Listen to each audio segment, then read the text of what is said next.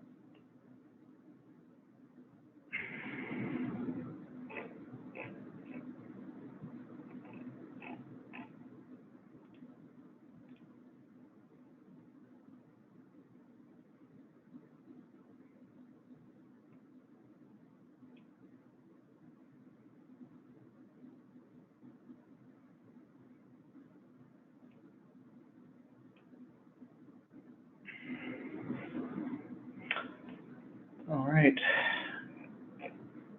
We're coming up on the time here, so I'm going to get ready to begin. Thank you for joining, everybody. Today I'm going to be speaking about the strategic modeling framework within EPBCS.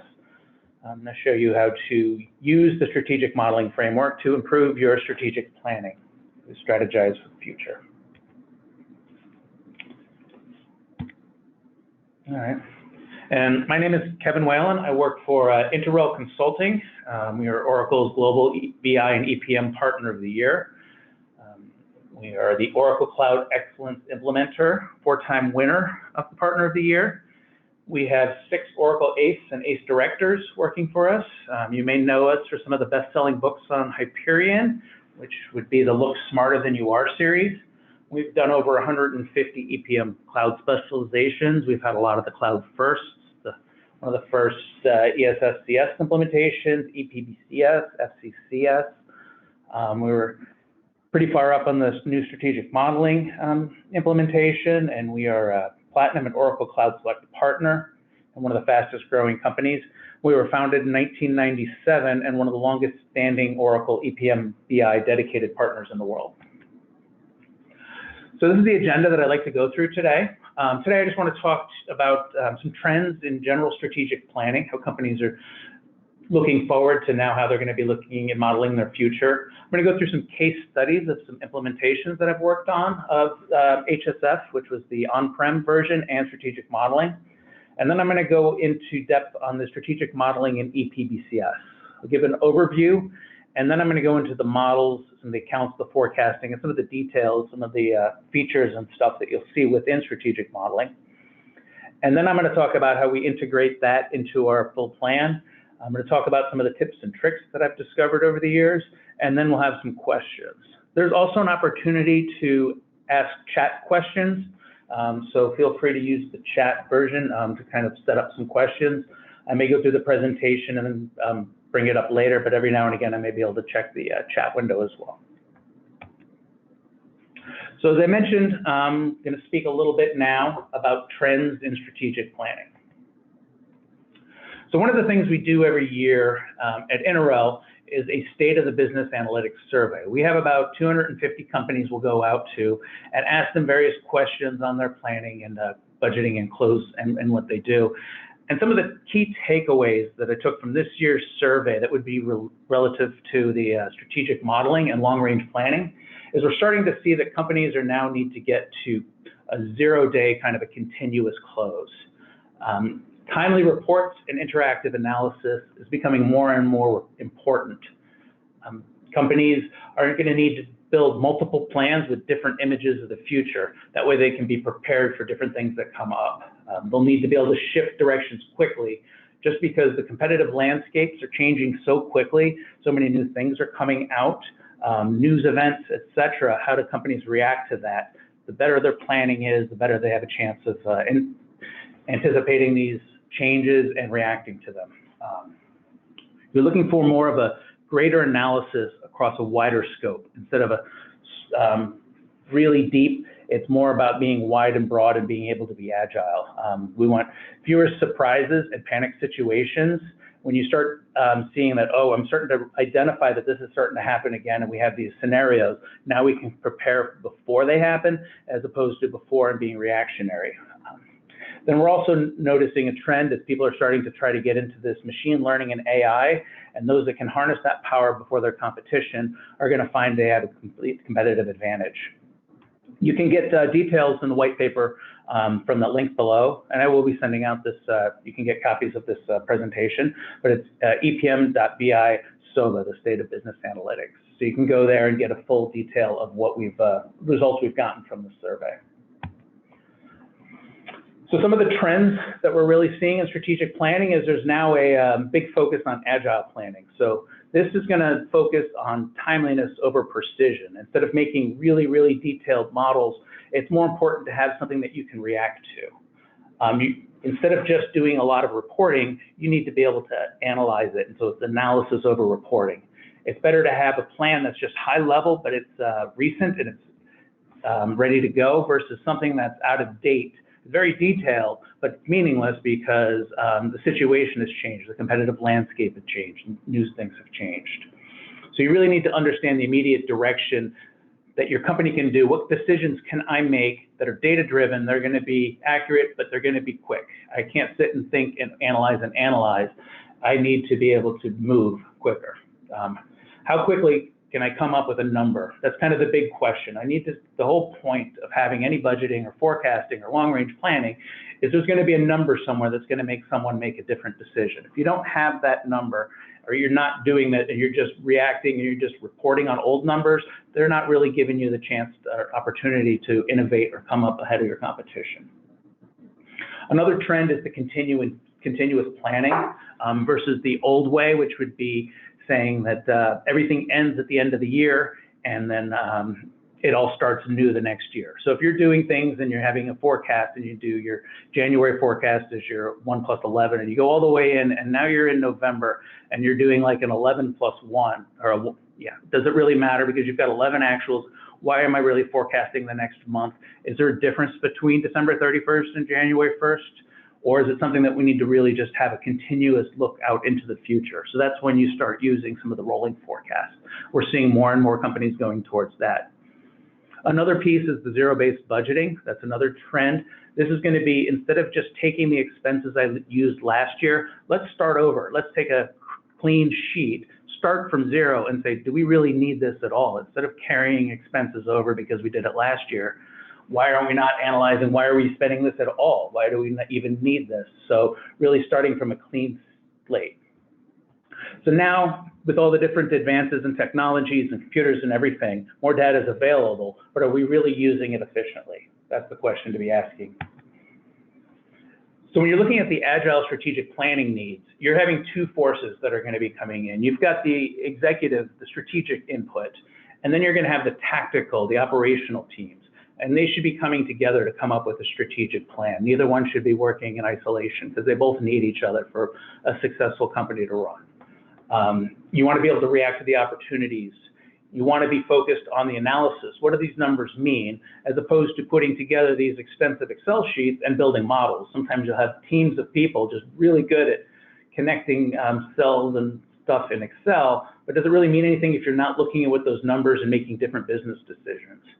So you're going to need the bottoms up and tops down approach and kind of meet in the middle. you want to think about strategic planning versus strategic thinking. One is just analyzing numbers. Another is synthesizing those numbers, something that you can synthesize and react to, as opposed to just taking a look and analyzing at things. Strategy is nothing if you can't operationalize it, if you can't put it into action. So you really need to think about both sides of the strategy as you're coming up. And the quicker, the more agile your planning process is. If it takes months to do, then you're going to be too late. If it's something that you can get quickly and get some ideas, get some legitimate numbers ready, this is really going to be helpful for your business to thrive. So one of the strategic planning thought leaders had a couple of quotes that I really liked. The real purpose of effective planning is not to make plans, but to change the mental models that decision makers carry in their heads. So back to that point, you can make a plan, but if nobody's actually going to make a decision or make a change, what was the point of making that plan? What was the whole point of putting a whole bunch of numbers on a piece of paper if nobody's going to come in and make a different business decision that's really going to help your company? And the ability to learn faster than your competition may be the only sustainable competitive advantage. So you really need to get faster and smarter. And that's something because a lot of the other things, I mean, they may have access to the same raw materials, they may have access to the same markets, but if you can think faster and innovate faster and meet the needs that your company's supplying, that can be a sustainable competitive advantage just by having faster abilities to learn and to think. So the old kind of typical planning cycles, I kind of have it laid out at the circle there. You can see that I have an annual budget, and then every month you're going to do a forecast. You may sync those forecasts up to a quarterly long-range plan. And it just kind of goes around in this same circle, and then you start the next year's budget, et cetera. You really need your strategy to adapt real time. And think about why are we even doing the strategic planning? We need to focus those decisions, make changes, understand, anticipate things that are going to be long-term. Sometimes you'll need some capital equipment or something like that, build a new warehouse, that kind of thing that's going to take quite a bit of time in the future. You need to be able to react to that sooner than later. So some of the real-world issues with the typical planning cycle, when I've experienced being in FP&A, is when you're using Excel. I've come into one. I have a kind of a side note. I was doing in a forecasting. We're building our budget, hundreds of man hours into the budget. We get it all done, all nice and neat. We send it over to the board of directors, and they said, wow, this is great. Okay, we approved this budget. Wonderful for the next year. Then about an hour later, they announced some initiatives that they also approved, which completely obsoleted the budget, which was basically your nice budget, but we're going in a completely different strategic direction. Therefore, that budget is completely useless because we're not going to look at that because all the variances are just going to be because of the change in strategic direction. So really not having that flexibility to move back and forth and taking hundreds of man hours and weeks and months putting together a budget was completely useless in that time period. So that's something to kind of think about when you want to start thinking about being a more agile company. You start having FP&A teams that are just focused on minimizing variances, like how close can we get to it? But we're not really analyzing things. We're just trying to get the math to work. So the next month we can get a less than 2% variance on our budget. Well, that's a KPI you could use for FP&A, but I would think that better KPI would be something that how many management decisions have you changed? How much have you kind of affected and impacted the executives in making new decisions that are going to help the company? I've seen long-range plans with hundreds and hundreds of Excel tabs, and basically it would crash your Excel. It was kind of one of these things every afternoon around 3 o'clock. I would have to reboot my machine, clear out all the cache, go down, grab a soda, come back up, reboot up my machine just because it can handle all of the spreadsheets and everything that was kind of linked together, and these just massive, massive Excel sheets with incredible amounts of detail all together in one just to try to build a long-range plan. And that's when you get somebody emailing you a long-range plan, how many times have you seen it with pound ref errors because it's linked to a sheet and that sheet's changed, or a line's been added, or Treasury came in and now there's like, it's not linked to line 28 anymore, it's linked to line 29, or they've changed a word so your VLOOKUP doesn't work, and you get pound ref errors. And then you basically spend the next couple days hunting down, following links, and you're like, well, this really isn't value added time at all. So we see a lot is the typical long-range planning process. You really have your three financial statements that all work together in conjunction. You've got your income statement, balance sheet, and cash flow statement. And they're generally being done by three different teams. You see FP&A really focusing on your income statement up to about your EBIT level. And then your treasury is going to be working on your balance sheet, your debt, and all those pieces. You'll have some CapEx assumptions that are going to link the two. And then once you get your treasury, your debt, stuff like that, that's going to come back in for the below the line stuff, like your interest income, interest expense, and that piece. And then the cash flow statement is going to be kind of the result of it. And it's going to be an afterthought. But as like a lot of investors and people look, the cash is king. And I think there should be more focus on, is your company making or burning cash, and what those rates are, depending on what industry you are. But cash kind of the focus as opposed to the kind of result at the end piece. So another issue you see, kind of a wrench being thrown into this whole thing, is like you start building this, you got your processes go, and then all of a sudden an executive comes in and I need assumptions right now. I have something new.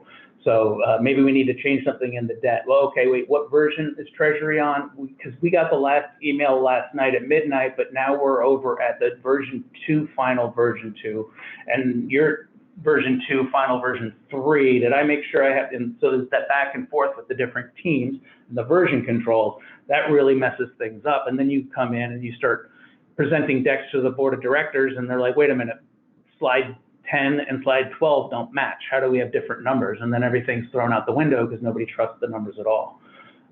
You also get new information from the field that might not get incorporated because you're like, it's just too long to try to update this stuff.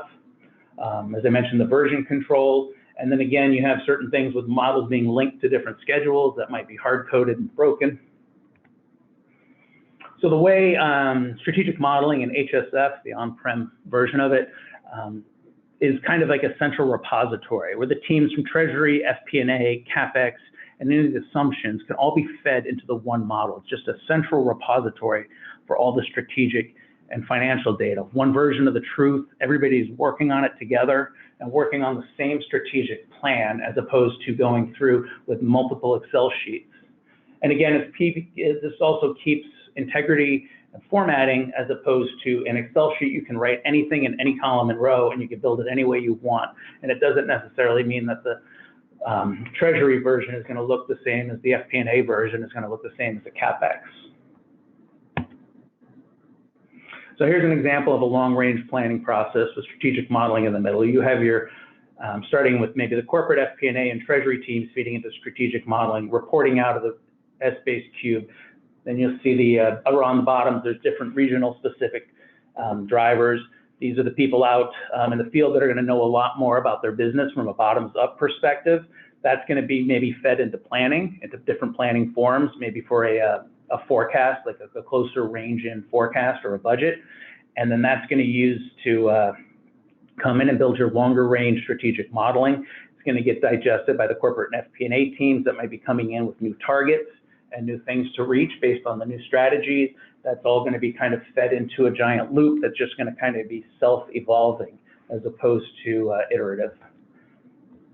So here's an example that you might be doing with your data flows. You kind of see the EPBCS financials would be the central repository. You may have things coming in from the various frameworks like CapEx, projects, or workforce, all feeding into a P&L and financials. You might have your actuals coming in from GL if you're using EBS or HFM or something else, or what other systems that may be feeding in information into financials. You'll have the analysts manually inputting things into forms and running rules.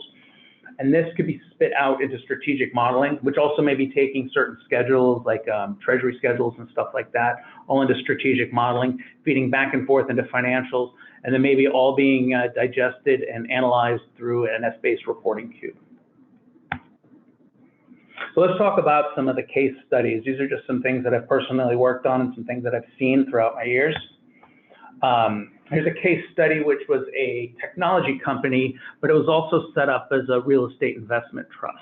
It had many foreign entities, so there was a lot of currency considerations. They'd like to look at everything in constant currency, so they wanted to see if we take the currency fluctuations out of it, how is this unit performing? Because we don't really care, it wasn't under their control that, how the dollar yen changed or whatever. They had a lot of account drivers in the memo accounts, so they were using a lot of unique drivers.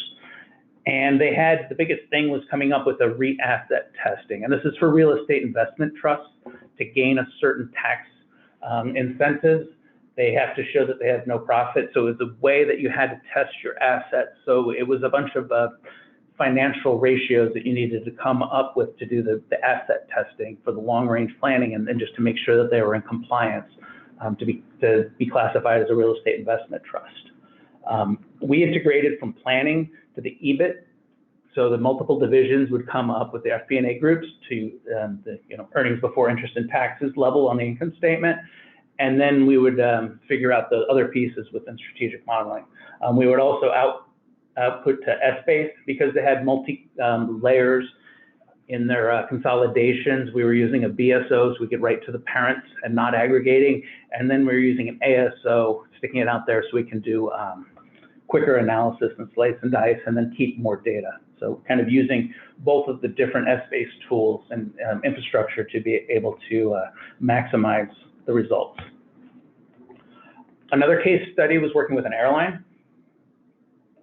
They were heavy on combining the scenarios that they called fuel cones, because they felt that the prices that they could generate for airline tickets and the cost of fuel were somewhat related. So they wanted to have different cones of high end, like what if oil goes up and prices come down, or what if prices come on, and just how the consumer reacts within it. So we built different scenarios based on different prices and different scenarios based on fuel price, so expenses and revenues, and built fuel cones to kind of get you a whole look of what the whole impact of these different oil prices would be on both revenue and expenses. They had many, many different pieces of debt. Basically, each airplane almost had its own EETC, Enhanced Equipment Trust Certificate. So modeling that within strategic modeling, for strategic finance at that point, would have been very cumbersome. So that was all modeled out by Treasury and lots of different people working on those. And they would basically feed in the results, like the interest expense, the different debt levels and that stuff, kind of as more of a conglomerate, and we would just consume it that way within HSF. There was a lot of talk about the cash flows, where things were sitting, whether it was cash flow from operations, cash flow from financing, because they were working on different airports and doing some things that were outside of their core line of business, and it was trying to understand how accounting was going to be classifying things. So it was working within the strategic modeling framework to figure out how we would do assets constructed for others and some of the other pieces in there. They used a lot of the drivers, RASM, which is revenue per available seat mile, and CASM, which is cost per available seat mile. So the available seat mile was basically the capacity measure, and so different drivers for expenses would be based on that. There's also different statistics that we needed to go through fleet, how many airplanes they're going to do, how many block hours, et cetera. So a lot of the different expenses and revenue pieces, components, were all tied to different drivers. They also had some treasury strategies that we were looking at. Do they pay dividends, or how are they going to keep it? Or what do we do with our excess cash? Do we pay a dividend? Do we repay debt? And what's that going to look like for the company as a whole if we kind of take either one of those strategies? And what we did is we integrated from planning as well as kind of the base of the forecast. This is what we'd be leading off of. So the forecast for the near term was going to be the first year of the strategic plan, and then we'd leverage off of that. Another case study in a completely different industry was healthcare staffing. They had several entities, but they weren't as interested in the details within the entities. So each one had basically a pretty simplified P&L, just some basic revenue and expenses. The key was looking at the roll up, how they're going to consolidate, and how much ownership we have. So each of the unit P&Ls had different drivers, and then we would look to see how does that work based on how much we own of each company. What does that look like? So we had to go through the different revenue and expense assumptions. The way we did some of the integration with this is we modeled the debt and the depreciation using the engines within strategic finance, and then pushed those back so people can get back in planning and get to their full P&L down to net income. But they figured that the HSF unlike with the airline, was better to model the debt because it just lived at the corporate entity. It was relatively straightforward, but it was needed to get interest expense so you can come to your net income. Another one was an international entity, energy holding company. This was quite challenging because it had 29 highly diversified models. There was an oil and gas segment, which had transportation and transmission, and distribution, which were completely different than the energy, which was different than building structures. So it was basically a holding company of all different things. The consolidations was a big focus on this because they had a lot of non-controlling interests. They had some wholly owned entities, they had joint ventures. So there was a lot of different percentages of ownerships of the different pieces, and that needed to all roll up into one, entity to get an overall view of it. We also had to deal with certain of those entities, and the different models had regulated accounting because they were, distributing energy. Other ones were non-regulated. So you kind of try to figure a way to marry all that together, again, when you're coming up with your final look at the whole company. They also had different risk levels. And so we were using the business cases and scenarios to kind of look at those different risk levels in the different entities. They also were dealing with reporting from IFRS, adjusted, and then GAAP. So they kind of had three different ways of looking at the same numbers. Also had the additional challenge that this is one of the first strategic modeling projects anywhere. So the some of the technology was struggling a little bit. I will say Oracle was very, very helpful. We had a weekly call with them. Actually, it was standing and going through. We actually got a dedicated team to help us with the issues. And so they did come in and address everything. But at first, I guess, coming into the new system, moving it from on-prem to the cloud, and some of the challenges there, we had quite a few issues with that. But again, we were able to resolve them, and Oracle team was very helpful with that. So, and now, the result is a better product I think that everybody could use now. So now I'm going to go into a little bit of an overview of the strategic modeling, what you're going to see when you enable it. So as an overview, when you come in and you turn it on, you enable it like you would enable any of the other frameworks like financials or workforce or whatever. And it comes with ePBCS or PBCS +1. And one thing to note, unlike anything else, this is a custom financial engine. It is not S-base based. So all the others like workforce or whatever is building S-base cubes in the background and then layering relational tables on top of that. This has its own custom financial engine. So be a little bit wary that it's a little bit different, but it is kind of done on purpose. It has like 25 years of accounting integrity built into it. And it was, kind of the way it looks at things is a bit different than the multidimensional way that you've seen. The way you integrate it to everything else, it used to be only Groovy scripting, but as at the end of last year, they've now introduced the data maps, which is what they're using for the other frameworks. And it's actually a little bit more advanced than some of the frameworks because of the way you can do some of the account mapping. So that makes it a lot better. I'll go into some of the details on integration a little bit later. But at the end, it's going to allow you right inside your planning application to create strategic plans. So it can do a lot of that new what-if scenario analysis to be more agile.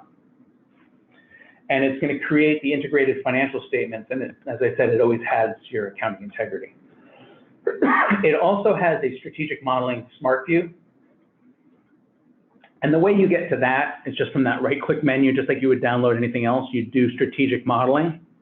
One thing, you need to install Smart View first, and as you can kind of see in my little graphic on the right, you need to run it as an administrator. Sometimes it'll run through and you'll have errors in some of it, and I've encountered that if you don't run it as an administrator. And it used to have errors, but I think now it'll actually error out and it won't let you install it before Smart View, but the order of that does matter. So install your Smart View first and run it as administrator. Now, one of the reasons why you're going to want to do this is there are certain options that are only available in the Smart View. It's going to add a ribbon in Excel, kind of like you'd have S-base or planning, but it's going to give you new options. Things like some of the time features and funding options and the reporting, creating new reports. Those are all only available in Smart View now, So I've seen the roadmaps and safe harbor, but it's stuff that they're really working on, focusing what they're calling web parity. So pretty soon they're adding more and more features every release that are going to be available in the web. So you don't need to go to SmartView. But one thing I do notice, I was kind of an Excel nerd, and a lot of the finance people love their Excel. So being based in Excel isn't necessarily a bad thing. So you have some of the features and you have some more of the comfortable interface than the web, but a lot of the new stuff is coming towards the web. So at the heart of strategic modeling is the models. These used to be called entities in HSF, and I think it was getting a little bit confusing now with the entity dimension and planning. So they're calling it models. And really what that is, it's going to be your financial frameworks. So a model is going to be as soon as you build one, it's going to give you an income statement, a balance sheet, a cash flow, everything all linked together. And what you do with the models is you will check them out and check them in. And that way you can maintain your version control and you don't have an issue. If Treasury makes an update, you can see who updated it, you can see who has it checked out, and you're not overwriting each other. You can always make copies and read only, but it makes sure that two people aren't writing over each other. And what you can do with the models is then you can link them together in a hierarchy, and that's going to create your consolidation view. And that's how you're going to roll up the various entities or the various models. You can also set security on those. A lot of times, if you're looking at M&A targets or divesting or something like that, you really want to be careful on your security because you maybe don't need everybody to see all the pieces that are happening at the strategic level. So when you're building your model and you're trying to figure out what level, how am I going to make it at a model, you want to think about maybe looking at your legal structure, any M&A stuff, what you might be doing with your scenarios, if you're looking at plants or stores, basically what level you're going to make a decision at. And also you might not want to do something like set like a cost center like engineering as a model, depending on your business, but because that is just going to have an expense. This is going to be every time you create a model, you're getting revenue and you're getting your income statement, your balance sheet, your cash flow every time you build it. If you just have one division that's just engineering, that might not make sense unless you're an engineering company and they have their own profit centers and you want to see how this engineering division is doing versus another engineering division. So again, those are the kind of considerations when you're building it, and where I'm going to start the models and how we're going to build a consolidation. So simply creating a new model is very simple. You can create them from a template or from an existing model. And as I mentioned, they're standalone entities and they contain the entire set of financials. And again, think about your consolidations or how you're going to want it to look when you're starting to build your models and what you're going to consider a model. So the templates, they come right out of the box. They're available to quickly create a model. So this is going to be a blank model, and it's going to be something that you can start with. And if you're in the healthcare industry or higher ed, you can see the ones on the left there. It's going to help you with certain ways that they set up the accounts. They're going to have some reports and stuff like that are going to be already custom set, maybe the way you look at it. So it could save you some time. You can also create your custom templates. If you want to build something and you say, I'm going to use this as our new template, you can do that as well. So you can save templates. So here's an example of the consolidation view. This is the view within the web. And you can see here what I've done is I've got Global Corp is the name of the company. It's cleverly named. And you can see how you arrange the models into a hierarchy. So under Global Corp, we have the US sales, and then we also have the Europe, Middle East, and Asia sales. And you can see that the UK and Italian divisions are under EMEA. And you can see what we've done here is they have the ability to do scenarios and business cases. So what I've called this one is a business case, which is the board of directors package we're going to give, and it's going to show the acquisition that we're looking at. You can kind of see at the bottom, I have an acquisition target. And then I'm going to come in and start thinking of some of the different scenarios that I may be looking. And I'm going to say, the UK is trying something new. It has a new thing they're doing with a premium pricing strategy. And we think that's actually going to provide some interesting new results. And so we're going to try that. The Italian division has been doing pretty well, but we only have a minority interest in it, and we only own 75%. And as you can see, I can use the method and then the ownership as well. I'm just going to use for APAC just a base, but these guys are only 20%. We're going to consolidate it using an equity method. And then the acquisition target, we think they haven't been doing so well. That's why we're getting a good price on them, but it's going to be a full consolidation and 100% ownership. So then what I can do is now roll this all up, and I can take a look now at Global Corp. And what does Global Corp now look like with this, for the board of directors package with this acquisition? Then I could remove the acquisition target. What does the company look like in terms of that? So it's a really powerful solution when it comes to doing a large, high-level analysis of your entire company. You can get more details on the consolidations. They can be controlled in the child or parent attributes. I can do elimination accounts and accounts that are going to be blocked, that kind of stuff, because I can see what the scenarios I want. So obviously you wouldn't like tax rates and stuff like that. You don't roll those up because it just give you a nonsense number at the top. You can have models that are different time period considerations. So if you have like a deal period, like when this acquisition is going to happen, I don't have to roll the whole time period. They don't have to match. I could just look at it for a deal period. So once you get into the models, now I've built the models, I have an idea how I want to consolidate them, I have an idea how they're going to look. What does the guts look like? So the first thing you're going to see is an account view. And this is going to give you an account with everything. It's going to have all your income statement, balance sheet, cash flow, memo, ratios, everything, all in one giant list. All your accounts are predefined and they're permanently linked. So all the time, you don't have a choice. V1000 is going to equal sales. V1080 is going to equal SG&A expense. But that doesn't mean it can't be flexible. So what I can come in here now is build sub-accounts underneath those so I can get more detail. So you see I took the sales, which is account 1000, and I've now created sub-accounts 10, 20, and 30, so I can get more detail on product sales, service revenue, and maintenance revenue. You can also build accounting groups, and I highly recommend that for easier navigation. So maybe you want to have every piece that might have to deal with CapEx, balance sheet accounts, income statement accounts, all put together in account groups. And you can see right there from the drop-down list, I could just select that account group. So now I've got everything in one place, and I can see how that all changes and moves together. And when you make one change in one of the accounts, it's going to flow through everything.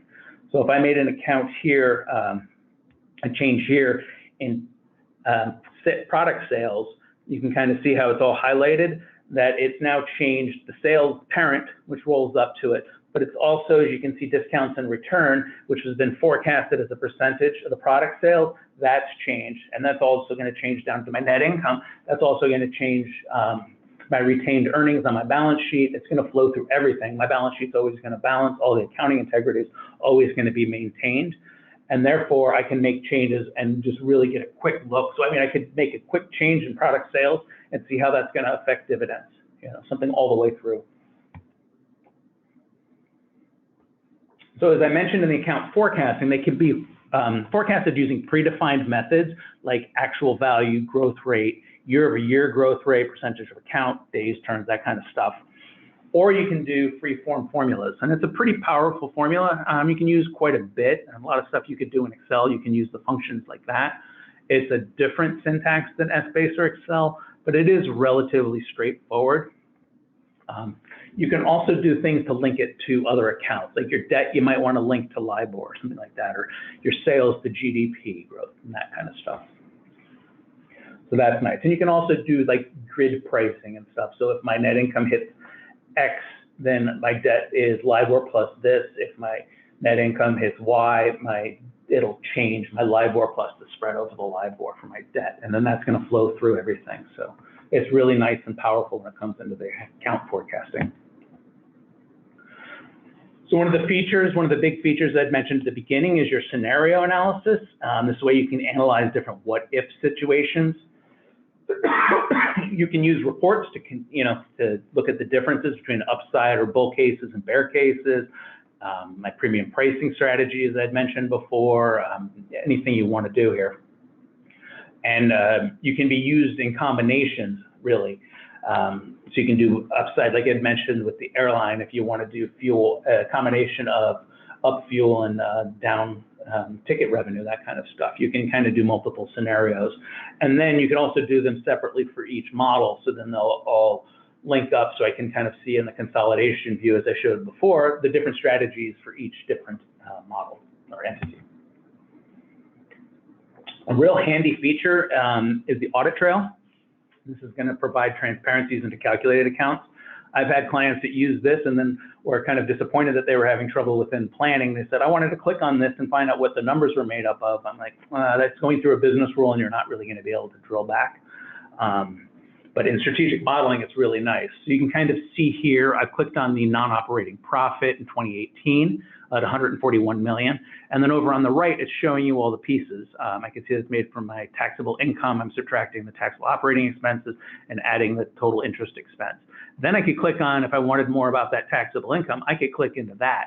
So the 319, and that would give me the revenue pieces and the expense pieces. I can click all the way back and I can continue to click until I get to either something that's been machine calculated or actually an input, and I can start changing inputs too. So the Audit Trail is a really powerful way, a really useful way, particularly when you're validating your models once you start building them.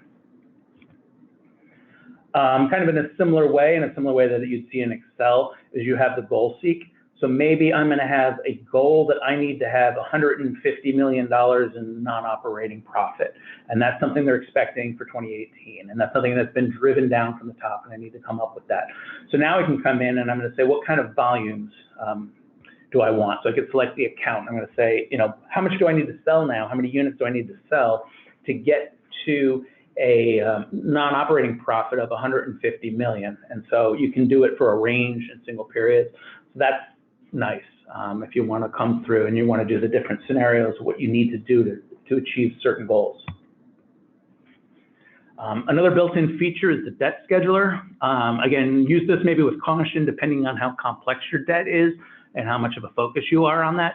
But if you can use it, it's pretty helpful because it, just come in, you're going to put your term in, you can see the start date, the end date, or you use the years. You can put in your principal amounts, your payments, schedules, and all that stuff. And what this does, it flows into all the different little pieces. It's got a whole bunch of different sub-accounts that are going to feed into your income statement, your balance sheet, and all that stuff. Cash flow, it's going to go into the appropriate areas. It's predefined and pre-built. And so if you can just model your debt through that, it's a really helpful way to move it quickly throughout your system. And kind of the whole thing that drives it all is the funding options. This is where you see your balance sheet will always balance, cash will always be preserved. Unlike Excel, that you can just kind of force anything to make any number. This actually forces you into a structure that's going to make it that you can't just have cash appear or disappear. This is sometimes when you get into some of the issues that people have seen in their Excel sheets, you start realizing that they don't have all this or there was a broken link. So the funding options is kind of the engine behind it. So you can kind of see what I have here is you have your apply cash surplus to or fund cash deficits with.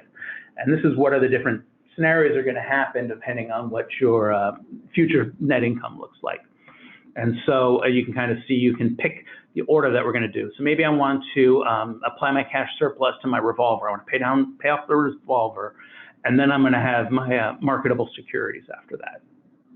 Or maybe if I start running a deficit, so I'm starting to run something, or I make a scenario where there's an issue and prices go higher in the future, I might want to first use my revolving line of credit up to its limit, and then what I'm going to do is start taking out long-term debt to survive. So standard reports, so the reporting piece in here, there's standard reports that are built. As soon as you turn it on, you're going to get your income statement, your balance sheet, your fund flow. Here's the indirect fund flow, and you kind of see it's already set up. It's already linked into it. Net income is going to be the same net income on your accounts view, but and you can drill into it. So it's completely already automatically generated. You can also build Freestyle custom reports. And those allow for any of the formatting options that you want. And again, those will still have that same drill back capability. I can also build Freestyle reports that will link back to other models. So maybe if I'm looking at the consolidated parent and I want to go look and see, all the different entities, or maybe I want to see all the different scenarios, stuff like that. You can create all that in your Freestyle reports. I will caution you, don't rely super heavily on this. It does have some performance issues. Sometimes there's some wonkiness with it. It's not really going to be like an ad hoc. It's not really for slicing and dicing.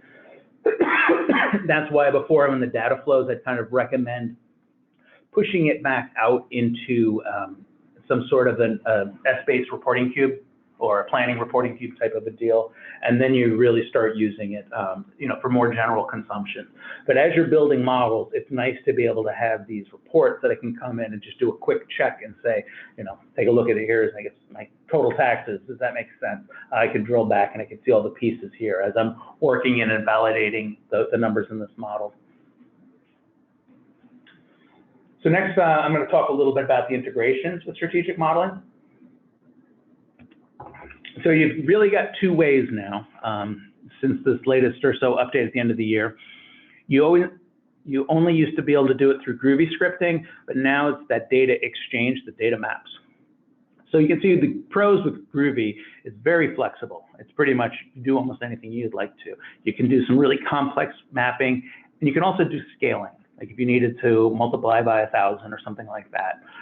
A lot of times, if you build your models to the millions and then you have your planning in full numbers, it will keep that. So you do have that kind of scaling. But if you needed to do something off scaling, you couldn't do it with the data maps. The problem with Groovy, if you're not familiar with Groovy, you don't know Java or anything like that, it could be difficult. It's only difficult for a finance person or a treasury person who's just more focused on that area. And there's also higher maintenance. So if you build a Groovy script and you make some major changes, you may need to go into the code. The opposite on that, kind of same thing, is going to be with the data maps. It's easy for non-coders. It's going to have a nice graphical interface. You can take Excel templates if you've got a whole lot of accounts and stuff that you want to map, and you could upload those so you don't have to click on one and add it, click on another, add it, click on another, add it. But then you lose some of your flexibility in the scaling, as I mentioned. Just a quick example, I know it's kind of small, but if you see that Groovy code at the top, it is, again, is not necessarily super intuitive to non-coders. It might be something that needs to be maintained.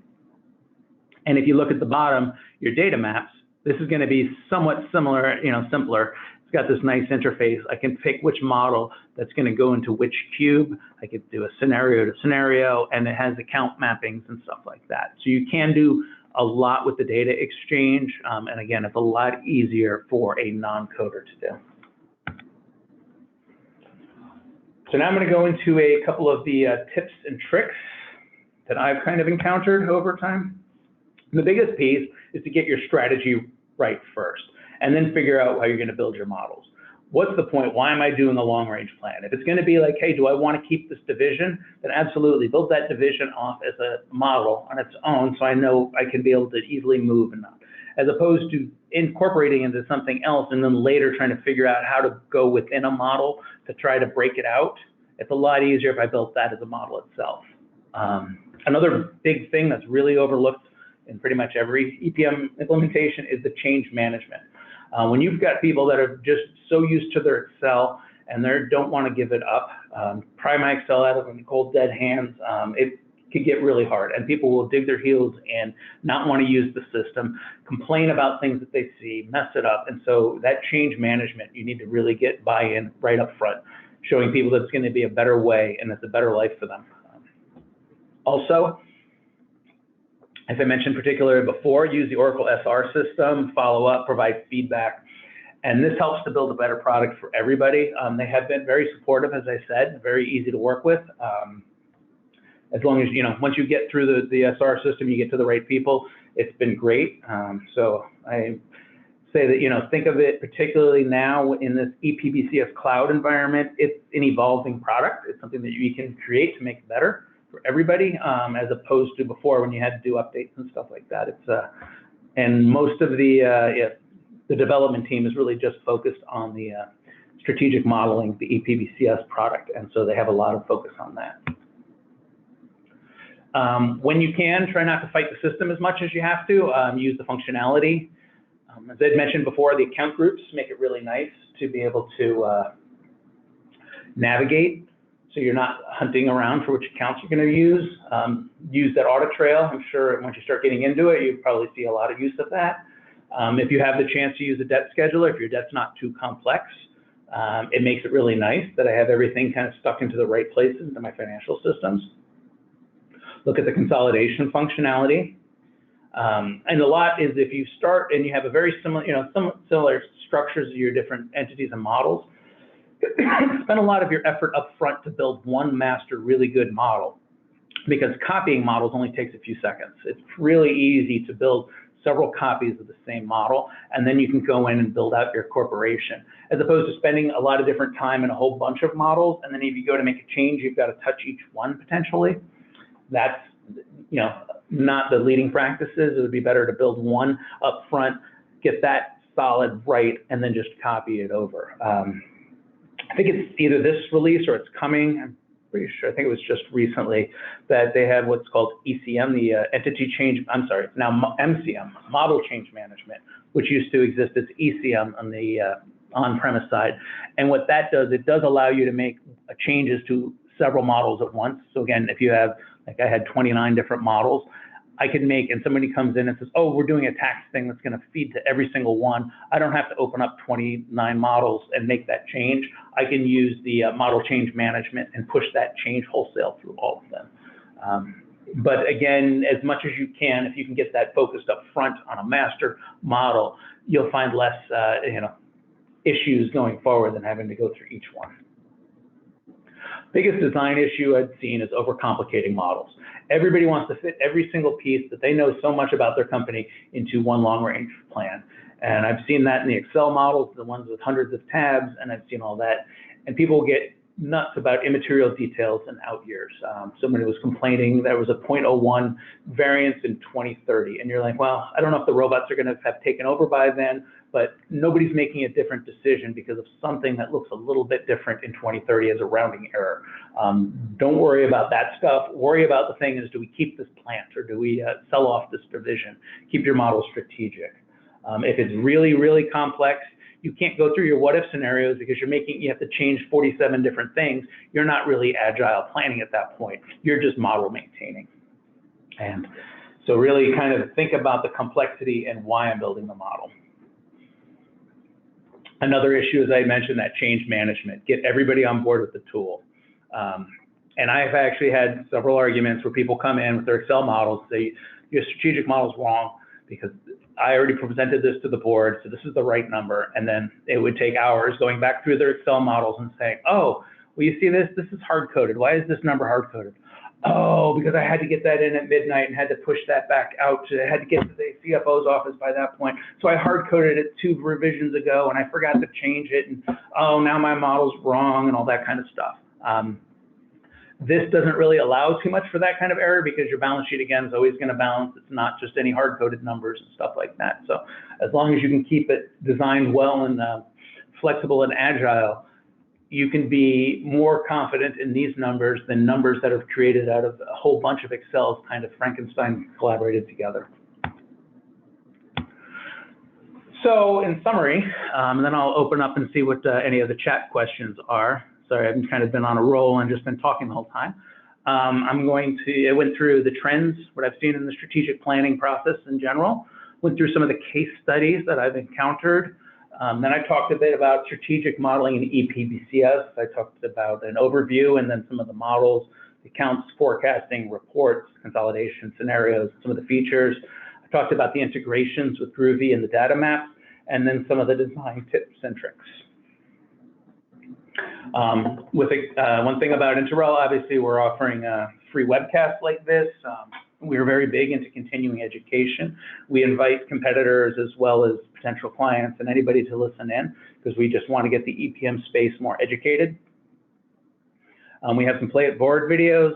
I encourage you to see the play it forward video on strategic modeling and watch it many, many times because I want to see if I can get up to Edward Brodsky type numbers in my views. But yes, we have play it forward videos, and they're going to have different product introductions, some new features, and all that. So they're all on the YouTube channel.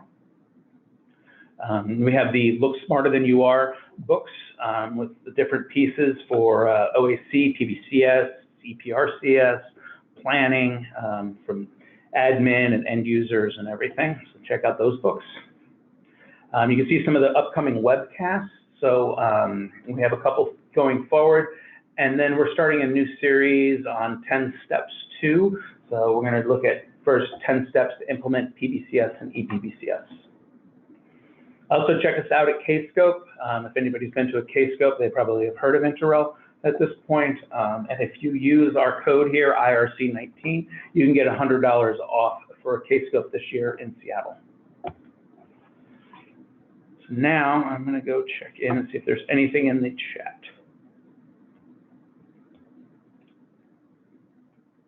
All right.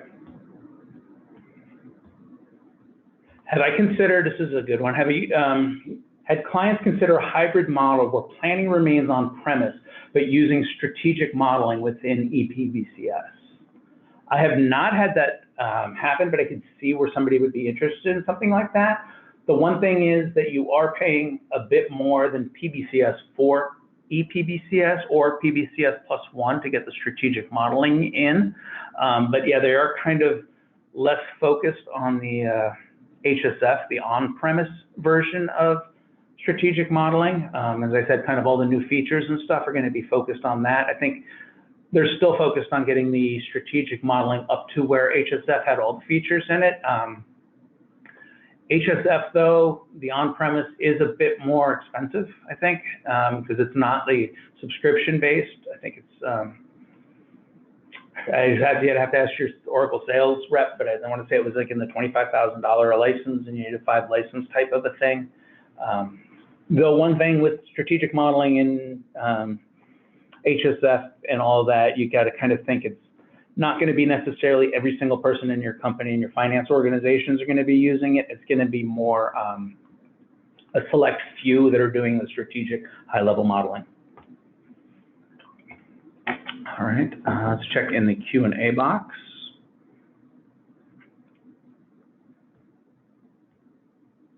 Okay, some of the books are an older version of cloud application, or I'm sorry, some of the books are on older version of cloud applications. Do we have any plans of updating the books? There have been some updates to the books, but yes, you're right. And that is one thing. I mean, the cloud does evolve and paperback books don't. So we do have newer versions as they come out. I don't think, it depends on like how big of a change it is before we're going to publish a new book. You know, every month we're not going to come out with another book.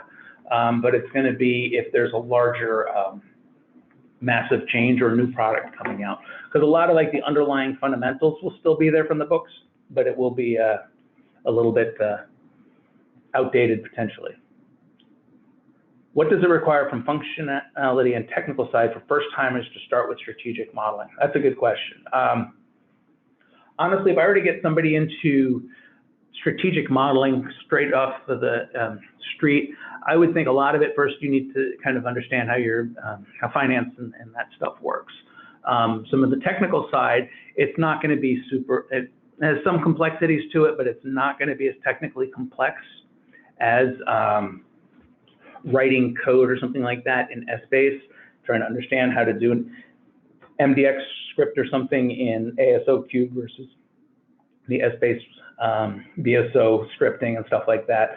So it's not as technical. And the fact that now it's on the web, I mean, you can get somebody up and running. You can say, here's a URL, get your email from Oracle, get access to it, and you could be up and running that afternoon. And you might not really know what to do, but you can start at least building your first model and start clicking around in it, starting to understand a little bit about how I can do a forecast. And you can get up and going pretty quickly. Again, this would be too for a FP&A or a treasury person, not necessarily a IT expert. And again, Oracle has been pushing more and more towards focusing on the end users and the functional people. So we're getting close to the end. Is there any more questions? Also, you can always feel free to reach out to us and check out our videos on YouTube.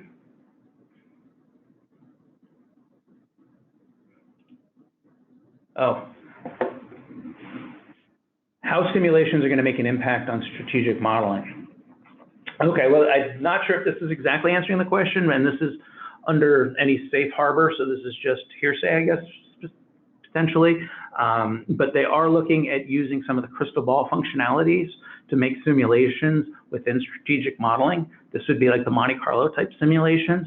So you can come in and say, I think oil prices in the future are going to follow this bell curve, and it's going to have a limit of this, and it's, you know, it's going to be between $50 and $150 a barrel, and it's going to go through this, and it's going to have this shape of a bell curve. How is that going to impact my dividends in 2030? That kind of stuff.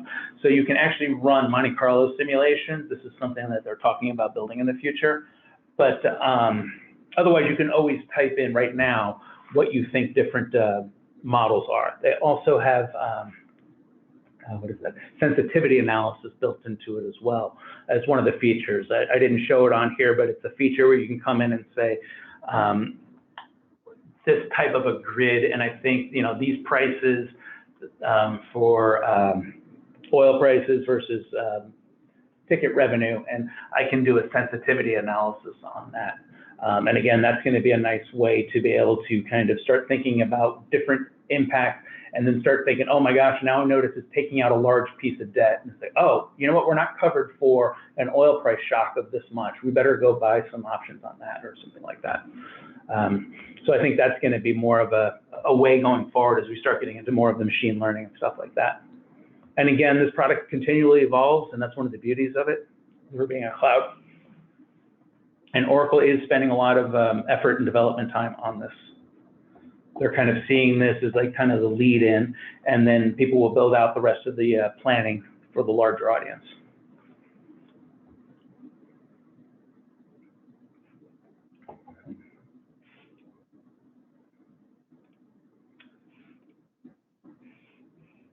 How difficult is it to set up the natural account segment of client and strategic modeling? It is a little bit tricky, as I kind of mentioned, because like V1000 is always sales. So you're going to come in and you're going to want to set up sub-accounts underneath that. So you basically are manually setting up those sub-accounts if they have a lot of them. But then that's also part of that complexity piece. If you have a chart of accounts that has 500 members in it, you're really not going to want to do long-range strategic planning at that level of a detail.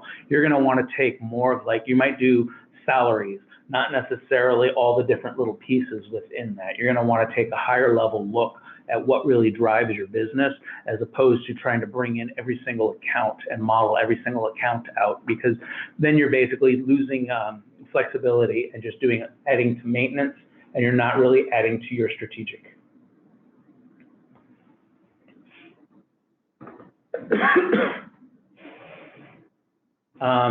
Good question. For current users of on-prem HSF, is cloud SM at parity? The model change management was a big one that was waiting. Some of the integrations are a bit different now. I think the integration, the data maps and stuff within HSF are better, but they're working on it. And again, if you're doing it from EPBCS within that whole environment, you're helping yourself. I'm trying to think, there was another, it was an ECM, or was it?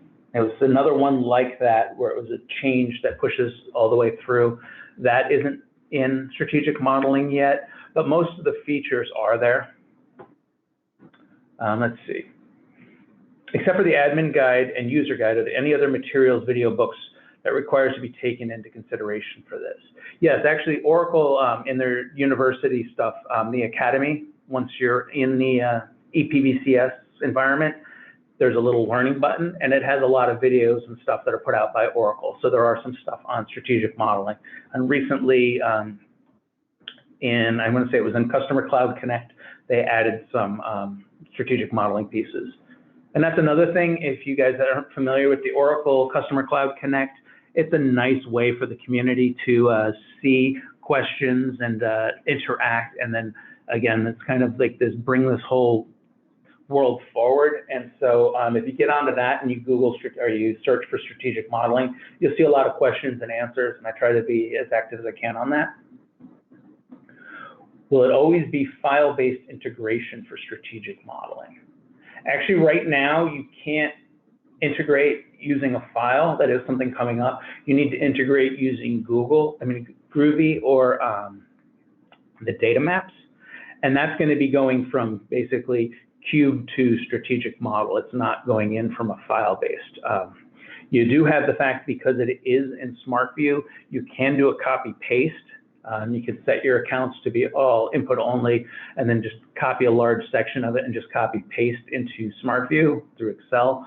But it is not based right now on a file. That is one thing, again, I guess the on-prem, you were able to integrate directly using their data integration built into strategic modeling with a flat file.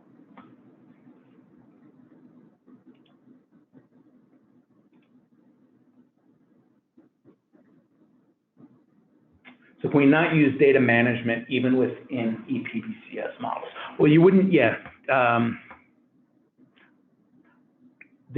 Within ePBCS, the different frameworks or modules, they have different ways that they push data back and forth. They're not going through data management.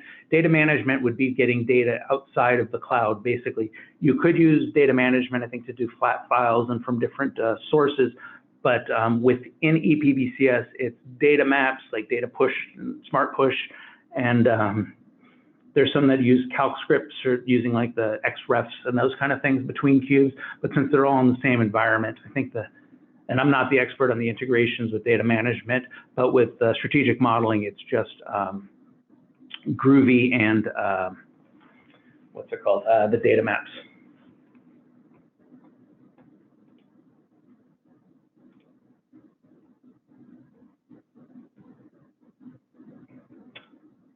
All right, I know we've gone over a little bit on our time, but I appreciate everybody coming in, listening today.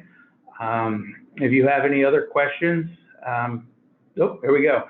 Is there any limit on number of dimensions? Okay, this is kind of almost a trick question because what they describe as dimensions within strategic modeling isn't really dimensions, because it's not really a multi-dimensional database, because it's not based on SBase. It really almost has dimensions. If you think, it would be like account, time, and scenario might be the only dimensions you're really getting if you want to kind of get a little bit into the way, if you look at it from a SBase type of a way. But what they have within strategic modeling is something they call dimensions, but that's just a way to attach a hierarchy to get more granular information on something. So I might have 5 different plants, and I call them plant 1 through plant 5, and I have them roll up to something. Now I can attach that hierarchy to sales. So now I'll have sales plant 1, sales plant 2, or I might have, and I could even kind of do it with multiple, like say dimensions. I could say Europe, Asia. So it can be plant 1 Asia, plant 2 Asia, plant 3 Asia, plant 2 Europe, plant, etc. But that's just really a way you would think about it in an S-based world, would be adding attributes or something like that to a dimension. So it's not really, there's really, say the limit on dimensions would be the 3 that are in there, because it's not a multi-dimensional architecture.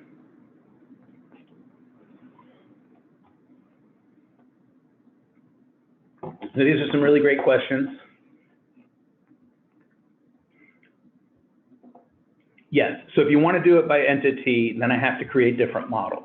And yes, that would be the best way, because then you can really see what your roll-up structure is. And that's when you would use that consolidation tool to roll these different entities up into a major corporation. But again, if you have some things that you want to split out, like you have 5 plants, maybe you could break it into by using that dimension piece, or you could do into sub-accounts. And again, it would depend on the use situation. But if you had 5 hospitals and you wanted to, but you didn't want to have a full P&L and balance sheet and cash flow for every single hospital, but you wanted to say I have 5 different hospitals, so I can look at sales and maybe attach it, and you would attach the dimension. You don't have to attach it to everything. So it doesn't flow through the whole model, but you might want to attach it to sales, expenses, and then maybe, I don't know, some piece on your balance sheet, cash or something like that, but you don't attach it to every single thing. So it's not a true multi-dimensional that goes through everything like it would be if it was S-based.